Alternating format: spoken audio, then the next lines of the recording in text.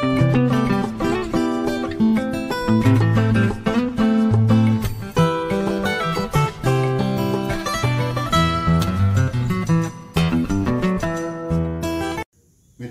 नमस्कार।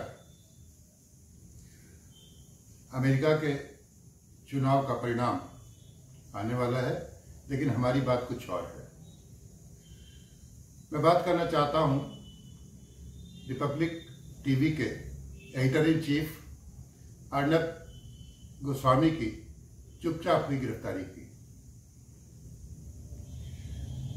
जब सुशांत सिंह की हत्या और आत्महत्या का प्रकरण चल रहा था, तब बहुत से मौकों पर ऐसा लगा कि महाराष्ट्र सरकार या महाराष्ट्र पुलिस अर्नब को घेरना चाहती है।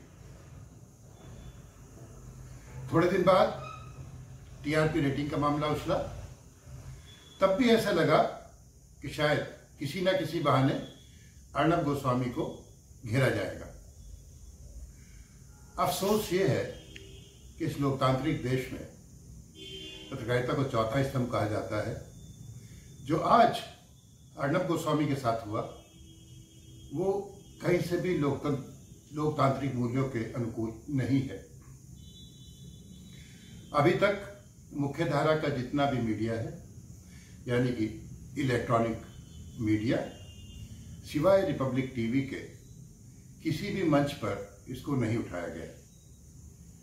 केंद्रीय मंत्री प्रकाश जावड़ेकर और पीयूष गोयल ने जरूर इसकी कड़े शब्दों में आलोचना की और इसे आपातकाल की एक वानगी बताया।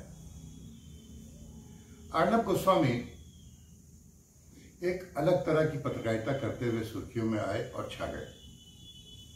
बहुत से आलोचक ये मानते हैं कि वो एक पक्षीय होकर बात करते हैं और विपक्ष के प्रवक्ताओं को या उनसे बातचीत करने वालों को बहुत अपमानित करते हैं, पर ये उनकी एक शैली हो सकती है। उन्होंने एक शैली विकसित की जिसमें रिपोर्टर्स मौके पे जाते हैं तो उछलकर बहुत आक्रामक अंदाज में अपनी बातें कहते हैं।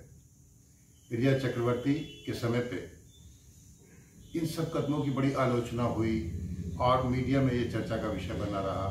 बड़े बड़े लेख लिखे गए कि क्या मीडिया ट्रायल की कितनी अनुमति होनी चाहिए, उसकी मर्यादा रेखा क्या होनी चाहिए। मेरा मानना है कि ये सारी बातें दीगर हैं, लेकिन अर्नब गोस्वामी की गिरफ्तारी की आलोचना की ही जानी चाहिए। मैं अपने सभी दर्शकों श्रोताओं से यह अनुरोध करूंगा कि वो इस पे हमारे चैनल पे जाके जरूर वोट करें कि ये कदम कितना सही और कितना गलत है। अगर महाराष्ट्र पुलिस सही थी तो उसे मुंह अंधेरे सुबह जाने की क्या जरूरत थी। ये ऐसा ही है जैसे हाथरस कांड में पीड़िता की लाश, पीड़िता का शव रात को जला देना। अगर पुलिस प्रशासन सही था तो उसे दिन के उजाले में ऐसा करना चाहिए था, अंतिम संस्कार का सबको मौका देना चाहिए था। इसी तरह से अगर महाराष्ट्र पुलिस आज सही है तो उसे मुंह अंधेरे ये गिरफ्तारी नहीं करनी चाहिए थी। इसके लिए बाकायदा नोटिस दिया जाता, दिन में उन्हें बुलाया जाता। इतना तो महाराष्ट्र पुलिस कर ही सकती थी। आरोप है 2 वर्ष पूर्व जो केस बंद हो चुका था उसमें इनकी गिरफ्तारी की गई है। पूरा विवरण अभी महाराष्ट्र पुलिस शेयर नहीं कर रही है। ये मामला है इंटीरियर डेकोरेटर का, अनन्या नाइक और उनकी माता की आत्महत्या का। आत्महत्या के बाद उन्होंने एक सुसाइड नोट छोड़ा था जिसमें यह आरोप लगाया था कि अर्नब गोस्वामी व अन्यों ने उनसे काम कराया, जो 4 करोड़ रुपए से अधिक की राशि थी उसका भुगतान नहीं किया।